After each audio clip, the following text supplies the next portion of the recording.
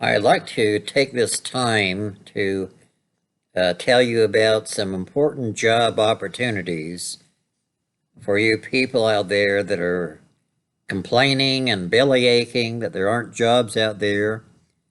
Uh, for people, for people that want to earn a decent salary and to be part of the community. Uh, we've got some really great jobs for the LGBTQ plus MOUSE ABC XYZ movement, and these are part of it. We need to have for the drag queen story hours that are very popular throughout the country for our grade school children. We need to hire drag queens that are capable of dressing up like women. We need men, biological men, to have the mindset that they're a woman and therefore dress accordingly.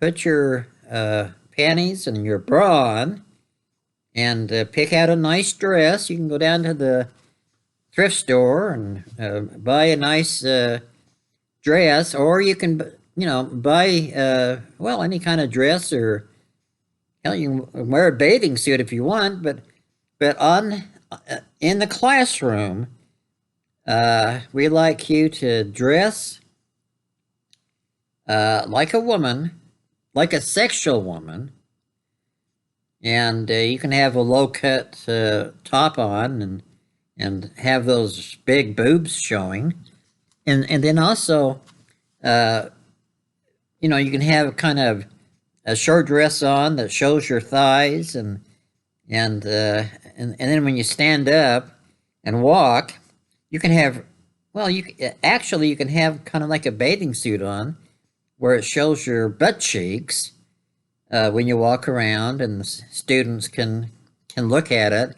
And those men, or sorry, those transgender people that can wear and walk in high heel shoes, we think that'd be a nice touch to have high heel shoes.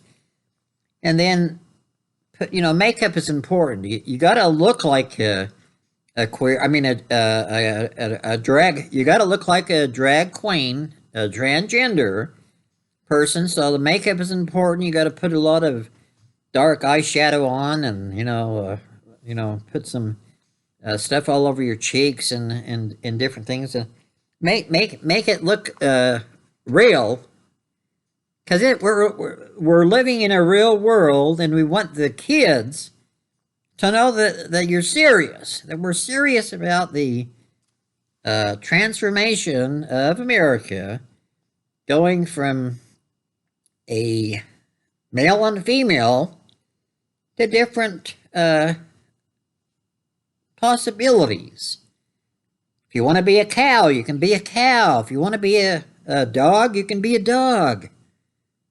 One day you might want to be a goat, and you have certain pronouns that you demand the teachers in whatever school you go to, that they'll call you instead of your name, instead of talking about your gender or whatever. Use the pronouns, and demand it, If the teacher refuses to recognize that when you go to school, you're not Sally that day, you're Earl, or you're Tommy, And if she doesn't do that, the teacher doesn't abide by your recommendation, then you can sit down in the middle of the floor and shit your pants. Just shit your pants, and until you get your own way, that you want to be called something else at school, and then hopefully you can do it. Anyway, we need transgenders, men to dress up like women, and then and be able to sit down, maybe with your legs crossed or your legs open. It doesn't really matter, does it, at this point? In front of the elementary school kids, and read a nasty book to them. Talking about sexual experiences that not just Sally and Tommy had, but Billy and Garth had, and Jim and Roger had, and make it fun for the kids, make it fun for the kids so they can enlighten their imagination, they can think about the possibilities of what a wonderful world this is. We didn't come here to be a good boy or a good girl. We came here to have fun, to be real, and to be the best queer, homosexual, or lesbian that you can possibly be. And we need people to instruct children to change their gender without their parents knowing about it. Sometimes it's hard on kids because, well, parents don't want to have, their kids change their genders and have their private parts chopped off and different things. But we'll teach you how. Or we need people to teach children how to do this without their parents knowing about it, because their parents are nosy. They believe in the old school. They believe in old things like God and creation and Adam and Eve and that kind of thing. It wasn't Adam and Eve. It was Tom and Billy. Maybe Sally and Cynthia. So the parents are kind of in this rut of thinking about God and, there's two genders and all that nonsense. You don't have to believe that because it's not true. You know that, and I know that. So we need some people out there that know what the score is and can teach the children what's what. And we also are looking for people that can write stories, and for the libraries, and also artists that will draw, things in the books. Could be Tom and Billy on their first date, or finding out what a BJ is, and things like that. To be able to draw these people engage in sexual intercourse, maybe they're bum chums, and put it into pages so these children can go into their library and find these books, find these books so they can learn about the fun of sex and the fun of just being who you want to be, not who you are, but who you want to be, who Satan wants you to be, to be loose as a goose.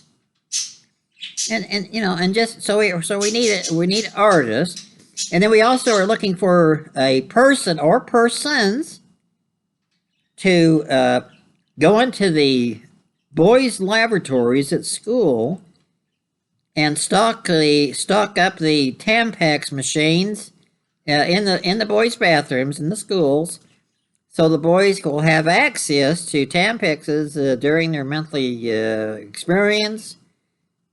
And so that will be a good job doing that.